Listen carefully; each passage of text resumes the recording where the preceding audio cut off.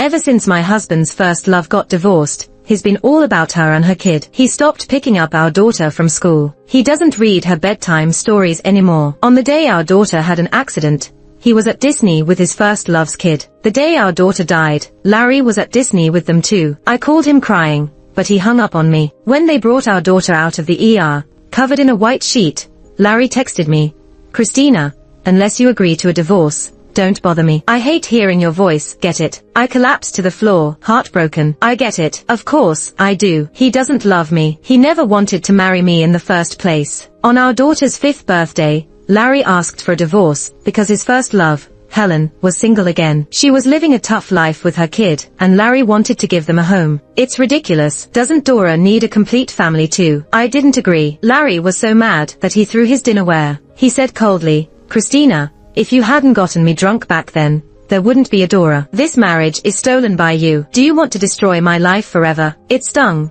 but I forced a smile and said, "If a man is truly drunk, he won't react. Don't blame your weak will. If you weren't willing, how could I have forced you?" Rage filled Larry's eyes. "It's because you seduced me. How else could I be interested in you?" I shook with anger. Pain screamed from every cell in my body. Larry and I grew up together. I had a crush on him for years, but he only had eyes for Helen. When she left him for someone else, I stayed by his side through the toughest times. One night, 6 years ago, after I helped him home drunk, I tried to steal a kiss, but he grabbed me and kissed me deeply. When I asked if he knew who I was, he whispered my name, Christina. He knew. I thought I finally made it, but the next day he said it was a drunken mistake. If it weren't for me getting pregnant with Dora, he wouldn't have married me. He doesn't love me. I foolishly believed I could change his mind someday, but I overestimated myself. In the end, I lost everything miserably. For 6 years, he was lukewarm to me, but at least an okay dad to Dora. Now, he's about to leave Dora for Helen and her kid, who isn't biologically his. I couldn't accept it. Sniffling, I held back tears and said, "Larry,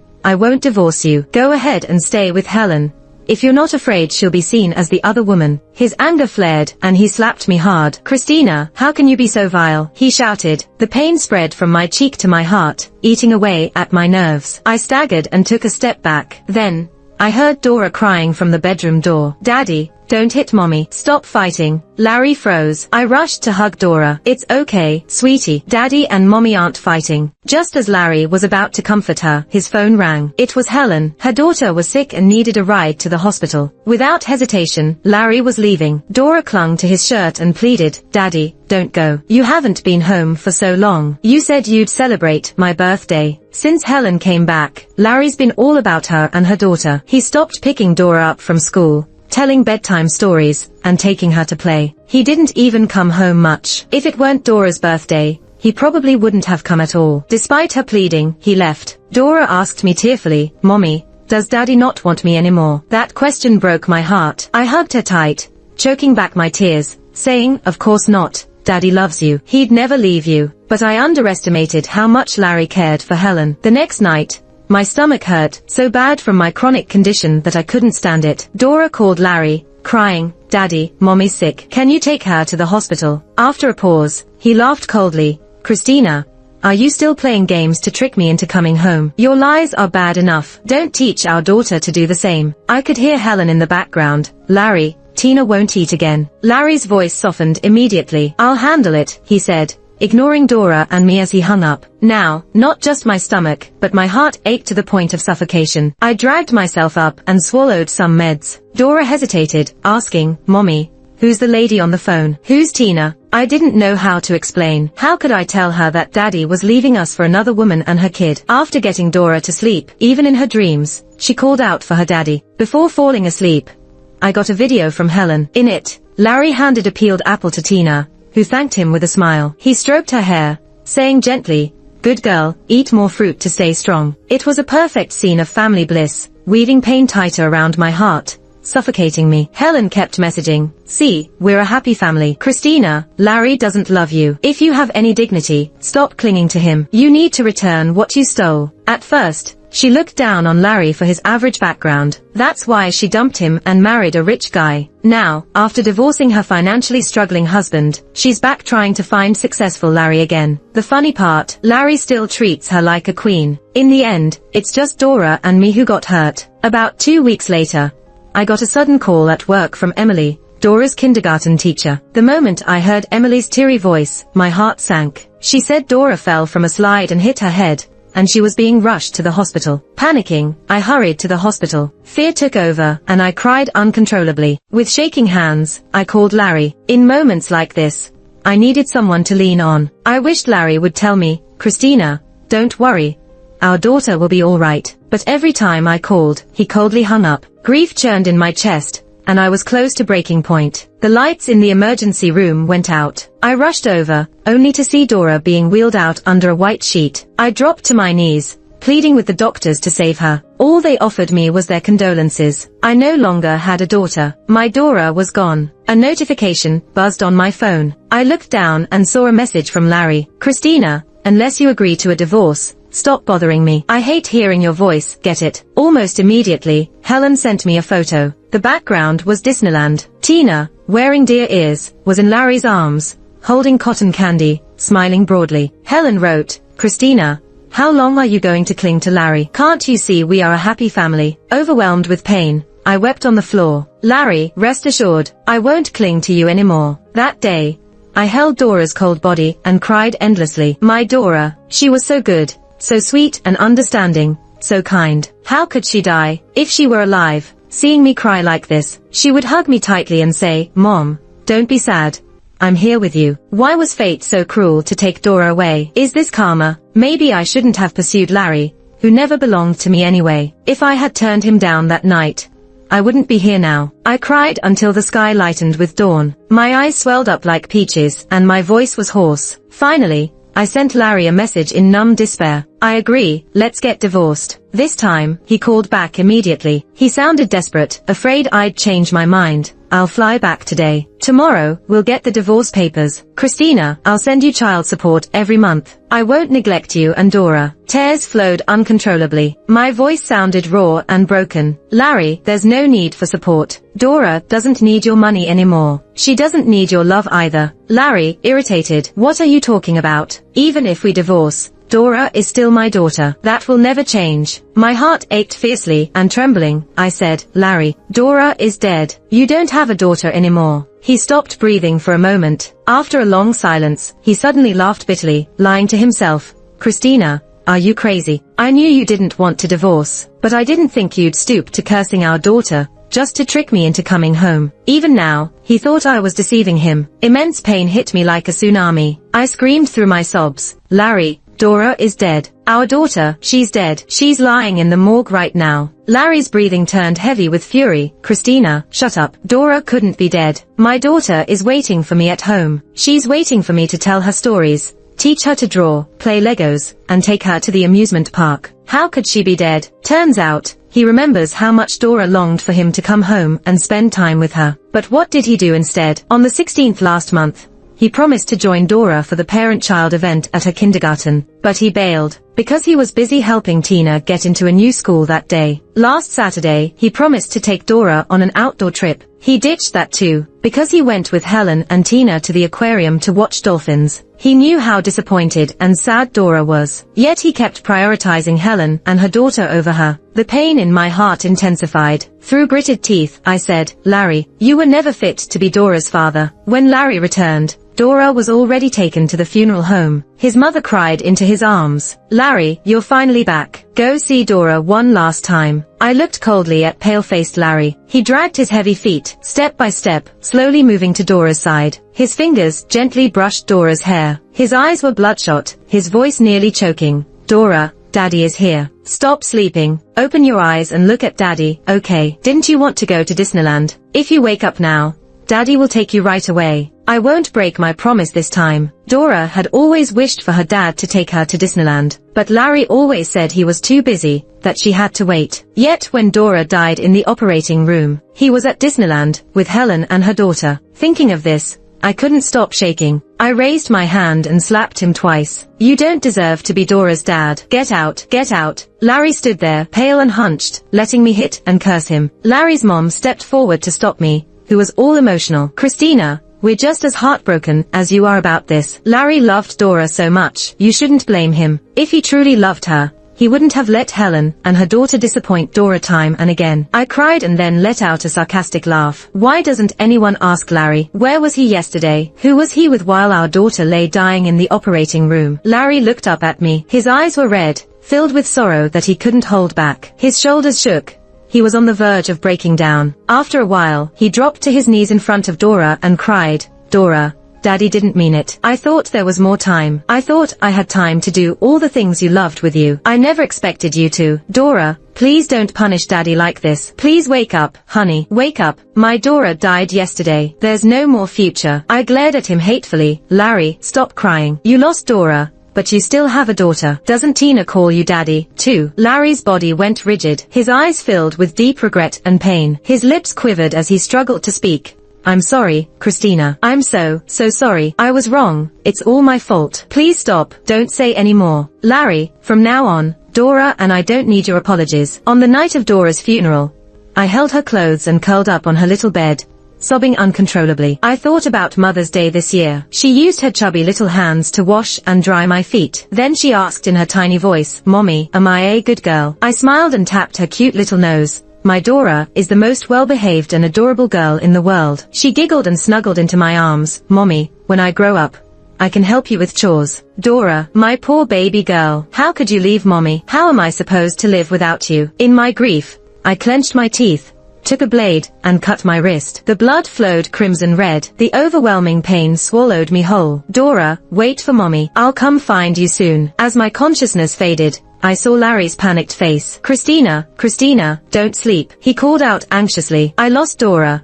I can't lose you too. Please, Christina, don't leave me." "Larry, didn't you hate me? You didn't love me. So why are you so worried? What a pity. I didn't die." When I woke up, my mom was holding my hand, tears streaming down her face. "Christina, you scared me to death. If you were gone, what about me and your dad? How could you bear to let us bury our child again?" My dad's eyes were red, too. "Christina, you've got to be okay. We're getting old. We can't bear the pain of losing you." Looking at my parents, their graying hair and their tearful eyes, I burst into tears. I remembered how my dad would take me on spring outings by bike, how tirelessly he'd take me to school, pick me up, study late into the night with me. I thought about every meal my mom cooked, every sweater she knitted. How could I die? How could I only think about escaping when I've got parents to take care of? Choking on my tears, I apologized. My mom held me tightly. "It's okay, sweetie. No need to apologize. We know you're hurting. We'll always be here with you." The nurse pushed the door open, and following her was Larry. Before he could enter,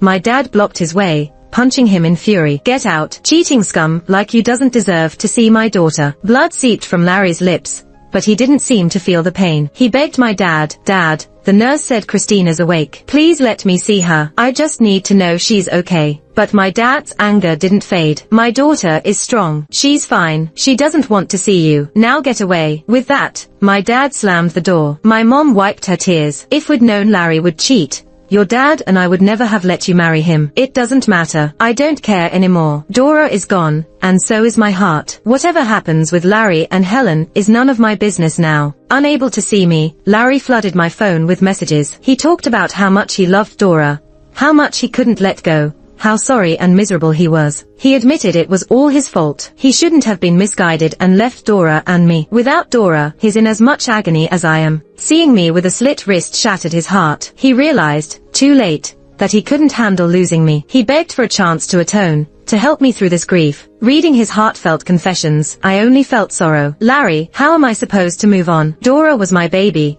my daughter whom I carried for 10 months. She meant the world to me. Without her, there's no moving on." I was so sad that I even cried in my sleep. In the haze, I felt something rough wiping away my tears. I groggily opened my eyes to see Larry's bloodshot eyes. His voice was hoarse beyond recognition. "Christina, are you feeling any better?" I snapped awake and swatted his hand away. "What are you doing here?" He looked at me deeply. "I'm worried about you. The thought of that day, you cutting your wrist, it terrifies me. Christina, I'm begging you, please live on. I won't seek death again, but that's for my parents' sake, not his." My voice was icy. "Larry, cut out that lovey-dovey act. It's making me sick. Get out of my hospital room right now." His face was etched with deep sorrow. "Christina, you used to love me so much. Can you really push me away?" he said. Turns out, he knew once upon a time, I had loved him with everything I had, but when did he ever cherish my true feelings? The abrupt ringing of a phone shattered the night. Seeing Helen's name on the screen, he paused. I sneered, "Your future wife is calling. You should hurry back to take care of her and your daughter." His face went pale, his lips trembling. "Christina, I know I was wrong. I'll cut ties with her completely, I promise." He answered the call. Helen's anxious voice rang out. "Larry, Tina had a nightmare. She's crying and won't stop. Could you comfort her? You know she listens to you the best." Larry's brow furrowed, his voice as cool as ice. "Helen, stop contacting me from now on. After everything, I've realized the one I truly love is Christina. I've hurt her too many times, and I don't want to hurt her anymore. Don't reach out to me again." Helen started crying dramatically. Larry ignored her and hung up the call, then blocked her right in front of me. "Christina, I won't see her again. Can we start fresh? Please, give me a chance to make it up to you." My heart ached. Feeling disillusioned, I asked in despair, "Start over. Can you bring Dora back to life?" His face turned gloomy, eyes full of pain. I looked at him coldly and pointed to the door. "If you can't, then leave." He stood up in defeat and stumbled out, looking utterly desolate. After I was discharged, I asked Larry for a divorce. He refused to sign the papers. 2 months ago, he was afraid I'd cling to him. Now, he's the one who won't let go. It's ridiculous. I stormed into his office and smashed many things in anger. He didn't get mad, letting me vent. "If it makes you feel better, you can destroy the whole company, and I won't stop you." I threw a glass of water in his face and yelled, "You're insane." Before storming out, before heading home, I stopped by the supermarket. In the candy aisle, I froze when I saw a brand of fruit candy. Dora used to beg me for it, but I wouldn't let her have it because of her teeth. Once, she pouted and said, "All the other kids get candy, why not me? Does mommy not care about Dora anymore?" I sighed and tousled her hair. "I'll get you mangosteen and oranges. Let's eat more fruit and skip the candy, okay?" Hearing that, she was sorely disappointed. Thinking of her sad little face filled me with regret. I took a deep breath, calmed myself, and went to grab the candy. But someone else got there first. A woman snatched the last 6 bags. As she tossed them into her cart, I realized it was Helen. "Sorry, Tina loves this brand of candy. As her mom, I have to get it for her," she said sarcastically. "But if your daughter likes it, too, I can spare you a bag." Seeing my shock, she smirked. "Oops, I forgot. You don't have a daughter anymore, right?" Bitter about being dumped by Larry, Helen took it out on me. "Isn't it karma?" she taunted. "You stole my man, and he took away your daughter. It's only fair." Furious, I slapped her. "What kind of person are you?" A perfect handprint bloomed on her cheek. Incensed, she insulted me as she yanked at my hair, and we started fighting. Staff called the police. At the station, both Helen and I looked disheveled, faces marked by nails. Larry arrived with a lawyer, and Helen played the victim. "Larry, Christina hit me first. I had no choice but to defend myself." "Why be with such a hot-headed woman?" Larry cut in coldly. "Shut your mouth. It's not your place to lecture Christina." Helen's face turned sour. Seeing the scratch on my cheek, his eyes softened with pity. He raised a hand to touch the wound, but I slapped it away. "Stay away, don't touch me." His expression darkened, and he pulled back. After sorting out things, he left with me, ignoring Helen's wailing from behind as she screamed at him for being heartless. I mocked him. "Helen was your old flame. Aren't you being a bit harsh?" Larry rubbed his temples wearily. "Christina, I'm done with her for good. What do I have to do for you to soften up?" I laughed bitterly. "Maybe you could be reborn and try again in the next life." My attitude deepened Larry's dismay. His eyes were filled with sorrow. It was late, and he insisted on driving me home, worried about my safety. I refused, hailing a cab. Yet, his car followed mine all the way back. It seemed he did care, in a way. Suddenly, I remembered Dora's 5th birthday. We took her to the amusement park near our place. On the way home, she walked between us, holding both our hands. Near the house, she cheekily linked our hands. "Mom and Dad, you look perfect together," she had exclaimed. I still remember how Larry froze on the spot. He practically shook off my hand instinctively, like I was some sort of virus. As I snapped back to reality, I realized the car had stopped outside the apartment complex. I got out, and Larry followed. I looked at him with disdain, impatiently saying, "Larry, don't you know how annoying you are?" Larry's voice was hoarse. "I'm just worried about you.